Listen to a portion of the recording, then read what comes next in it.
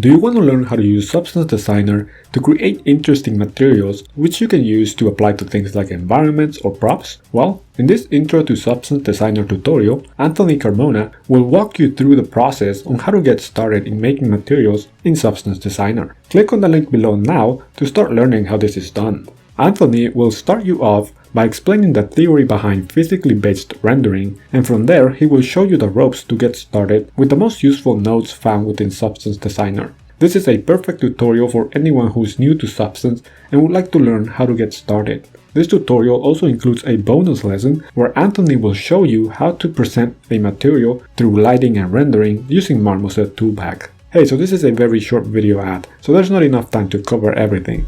Click on the link in the description now to get started.